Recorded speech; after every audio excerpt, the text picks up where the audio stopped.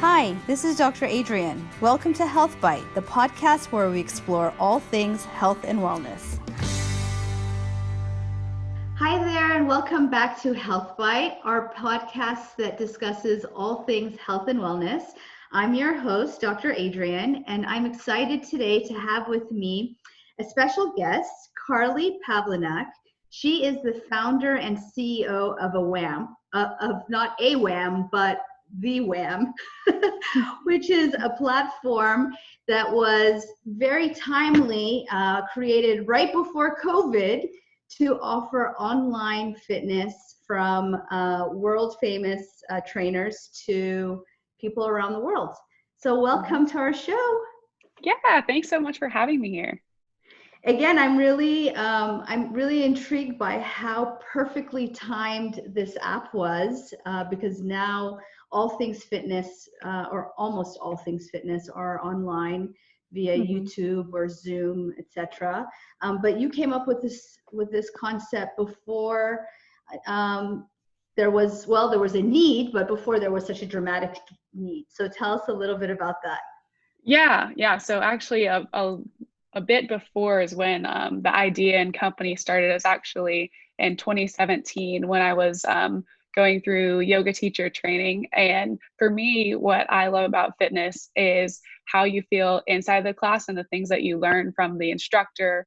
And yes, the movement part of it, but it's the words and, the guidance and the advice that you take within the class and how you grow there and how you take that outside into the real world, into work or into family or relationships. And that's really where I fell in love with fitness, is through paddleboard yoga, and signed up to be a yoga instructor, even though I suck and I'm not flexible and, all of those things. But, it was something pushing yourself outside of your norm or your comfort zone, right? Yeah. And I just wanted to learn more. And, when I was going through the process, building up a client base and creating, those connections, I wanted to be able to reach more people and help more people across the world. And, giving people the ability to do that themselves. So I went and taught paddleboard yoga in Hawaii and lived on a farm for a little bit and worked at an architecture firm. This was the summer before I graduated from North Carolina State University.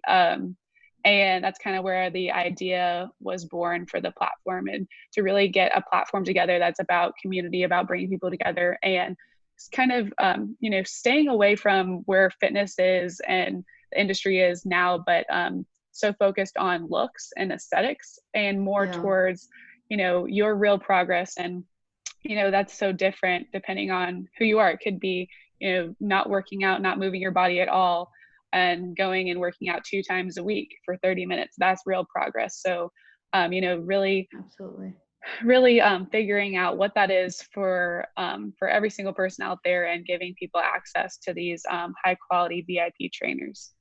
Yeah, we talk about that a lot actually on this podcast, about how exercise is so tightly connected to weight or weight loss or to a particular physique. And there's so many benefits of movement and exercise that are far grander, right? That far surpass the weight loss piece. And in fact, exercise really isn't so associated with weight loss. It's much more what you eat. But exercise is associated with, cognition and productivity in the workplace, and of course, mood, and all these other health parameters. So there's so many benefits. And to your point, it doesn't take very much. So even if people engage in, small amounts, right, they can achieve benefits.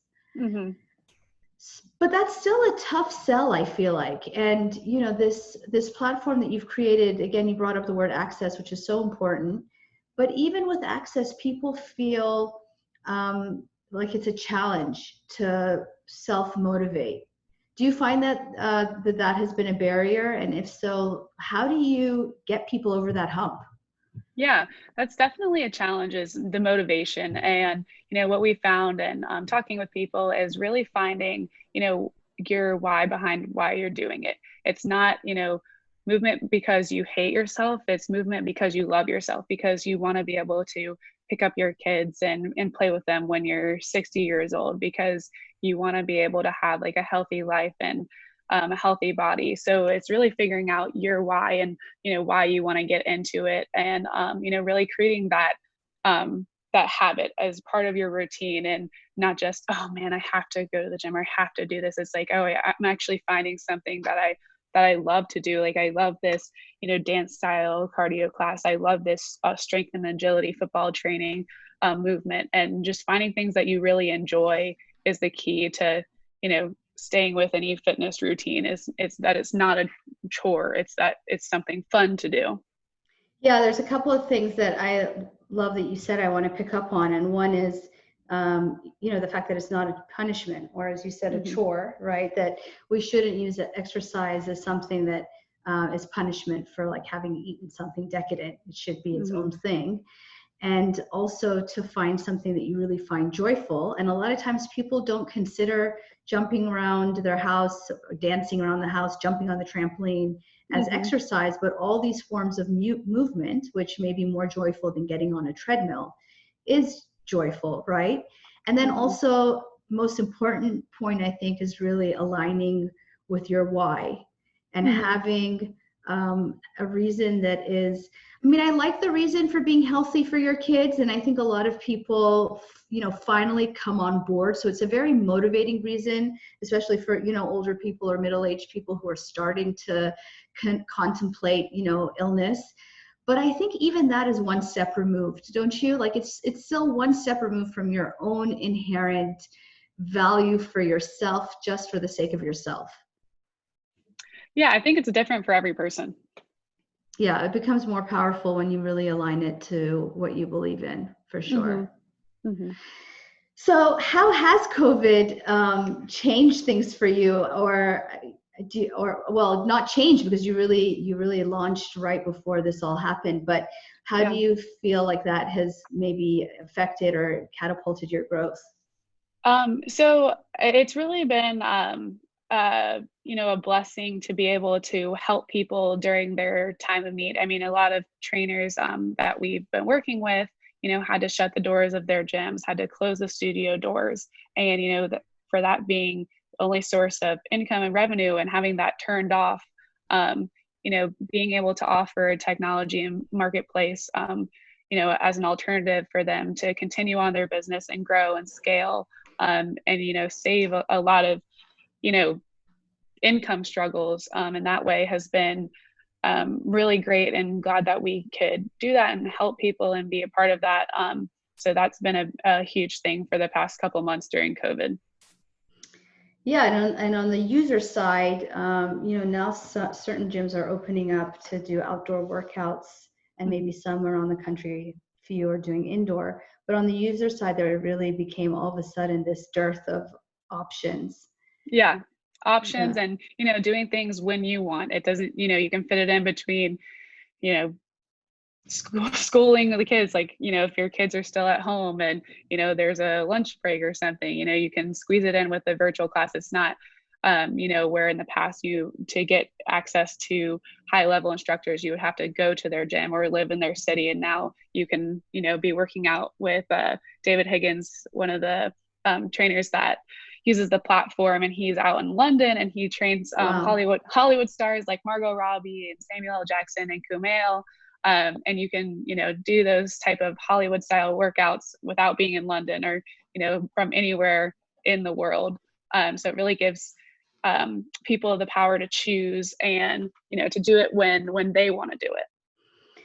Yeah, you speak to the accessibility piece, which reminds me of something you said previously, which was that we didn't talk much about, which is the routine.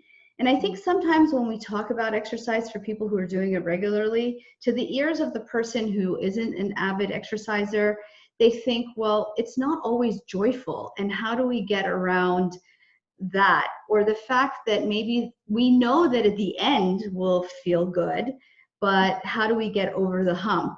And so you spoke to routine. Do you have a routine that you follow, or is there some kind of mantra that you follow to get yourself over the hump? I'm sure you're not always motivated. Right? Yeah, no, not always motivated. But we do, we have features in the app for you to set like a weekly workout goal. And like I said before, it's more of the goal of creating that into a habit. So mine's 3 times a week, and it's great if I work out more than 3 times a week and I follow the programs within there with various trainers. But my goal is, okay, let's find a good type of movement 3 times a week, and not trying to do something like, oh, I have to do 7 days. So it's really just kind of finding that groove and finding something that I like, or and sticking with it. And it is, it's not all sunshine and rainbows and, oh yes, Right. every day I want to do it. Unicorns. Yeah. And sometimes it's it's not a workout, it's just going and playing tennis with a friend, so just changing up. And that's why I personally like, I like different types of fitness, different categories, different things, to always keep things changing and learning. And I think that's something, the learning piece, that keeps fitness interesting. If you're always learning a new exercise or a new form, or trying to get better or learn, is a big piece. Yeah, which is also great for the versatility is also great for your body, right? Because Mm-hmm. when we do the same thing over and over again, then we tend to get efficient and not necessarily get as the same degree of benefit as when we do something Mm-hmm. that we might be clumsy at and Mm-hmm. not perfect at, but get more out of it. I also like the modest goals. I think sometimes people set these lofty goals that set themselves up for failure. But setting up a small goal, something just bite-sized, I always say, even if Yeah. it's 10 minutes, right? That in it Mm-hmm. of itself has value. And being happy with it too. That's something that we see a lot, is that when people set these goals and they say, okay, my goal is to work out 2 times a week for 10 minutes, and sometimes we get caught up in, oh well, that's not good enough, or other people work out longer than that, or in that comparison thing that we all try to do, but it needs to be fought with mindset. And but knowing that that is good, working out 2 times a week for 10 minutes, going from not working out at all to doing that, that's real progress. And that's something that I think people really beat themselves up over, is that what their progress isn't good enough, but it is. Yeah, and we all know that, right? We all know, like, we shouldn't be making comparisons. It doesn't feel Mm-hmm. good to make comparisons. There's no value to it. But it's still worth saying, because I think even when you subconsciously sabotage yourself that way, even maybe not Mm-hmm. knowingly. Mm-hmm. And it is true, these short bouts are effective. And I actually went to a conference several months ago where they were talking about different variations of HIIT, or high intensity interval training, right? And showed that even 2 minute and 3 minute and 5 minute spurts of HIIT were improving people's cardiopulmonary fitness. Mm-hmm. So it's like it takes such a minuscule amount to start achieving benefit. I think that's really it's motivating to realize how open and how open our bodies are, right? Mm-hmm. Yeah. Forgiving in a way, so that even if you Mm-hmm. haven't done it for years and don't do a big amount, that your body is so forgiving and is going to Yeah. respond to that, right? Yeah. Yeah. You got to start somewhere. I want to talk a little bit about the entrepreneurship side. So I Yeah. get it. You were a yoga instructor and you were Mm-hmm. doing all these super eclectic things at the time, Mm-hmm. farm in a farm, right? Yeah. So very eclectic. But then how did you go from that logistically? And first Yes. of all, how did that idea even come up? Yeah. So it's been a long journey of ups and downs. I'll try and give you the shortened version, but it came up through, I would always write down different flows and sequences on a piece of paper, and I would go back and read them, and I would read like left foot, right foot, turn, do this. And I was like, what was I talking about? I know that was a cool move, and I was like, oh, I wish I had a video library to be able to sequence them together and create classes. So that's where the idea of the technology came. And, Mm-hmm. it's evolved and changed since then. But then I was still in my last semester in college at the time, and I took out a personal loan to get the app built, because my background is not in technology. And I took out the loan and Scary, hired it. right? Oh, very scary, because Yeah. then I paid the developers to make it, and they stole my money. Yeah. So that was the start of the journey. Didn't have an app, lost a lot of money, still, was paying the loans every single month, and, trying to figure out what to do next. And at the time I was also living at my parents' house, and they had downsized since I left for college, so they didn't have a room for me. So my mom said, "We can just, you can live in the living room. We can take the couch and pull it away from the wall and put a twin mattress behind the couch." So I was living in my parents' living room, behind the couch, on the floor, and lost a bunch of money, and sitting there like, "Oh gosh, what do I do next? I really believe in this. I really believe this could help a lot of people out there." And that's what kept me going. And fast forward 2 years later, raising VC money from an investor here in Raleigh, North Carolina. Well, they're actually in Cary, North Carolina, and co-founders capital, and being able to have money to hire a great team. And that is the best part about all of this, is all the amazing people that are part of WAAM and have created, and the trainers, and our awesome CTO, Brian Marks. He's amazing. And so it's all of the amazing people that have come together now with the same mission and goals to build this company and, create ideas and really bring it to life. That's amazing.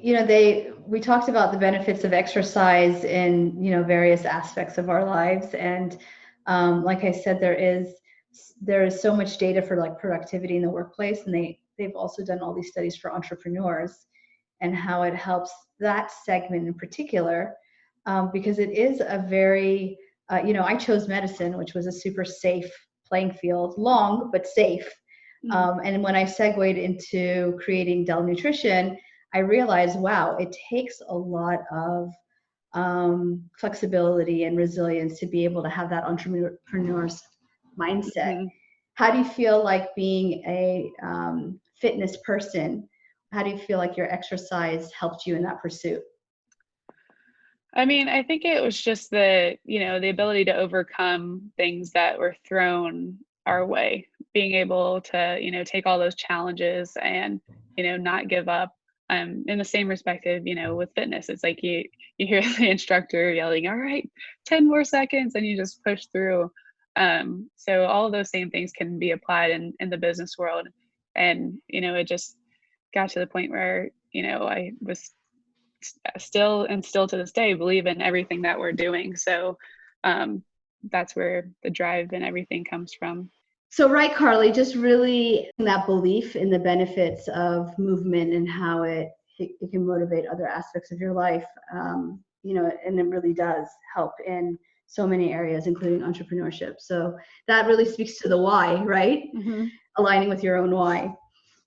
I love that. So tell me a little bit about other kind of healthy behaviors that you practice. Do you have a regimen? What is part of your wellness routine? Yeah, I mean, it's really going back to what type of movement can I incorporate in my daily routine, whether it's working out, whether it's going for a walk.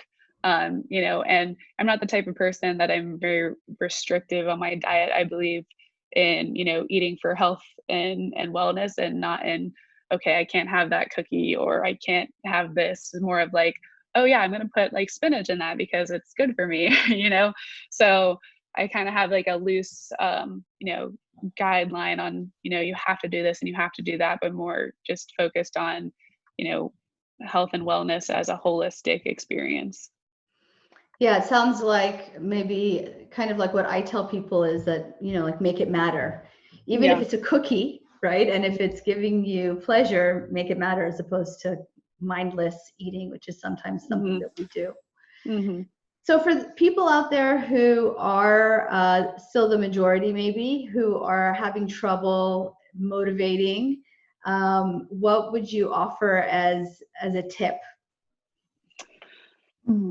So many different things, hard to pick. But yeah, just asking yourself your why. Why do you want to get started on your fitness journey? And, writing it down, talking to yourself in the mirror. Sometimes we say things in our head, but it doesn't sound real or meaningful until you say them out loud. with your actual voice. Even sometimes I feel weird doing that, talking to myself in the mirror. I feel awkward even though nobody is around. But it does make it concrete. Yeah. Yeah, and writing it down and saying it out loud. And it doesn't have to be something that you talk about with other people. It could be just something that you're talking to yourself, or sharing it with friends and family and getting that support system around you. Inviting a friend to join you. That's also a fun thing to do. Kind of hard with Corona, but you can find different ways to virtually distance. But yeah. Yeah, I love that. Well, where can we find more about you, and where can we find, I guess we can download your app at the App Store? Yes. So the app is actually invite only right now. So if you have interest in getting access to the app and all the various trainers and workouts, you can email me it's Carly@waam.io. So KARLY at WAAM.io. And I will get you hooked up. That's awesome. And you're also on social media, right? Yes, social media, WAAM app. WAAM app. Well, perfect. Thank you, Carly, for your time and for sharing your journey. And Yeah. I know that you've inspired our guests and our listeners to take a small bite, right? Get started with something small. Get started with something small and, develop those habits and have fun. That's what it's about. I mean, life's too short to not have fun. Thank you so much, Carly. All right. Thank you guys. Thank you so much for having me.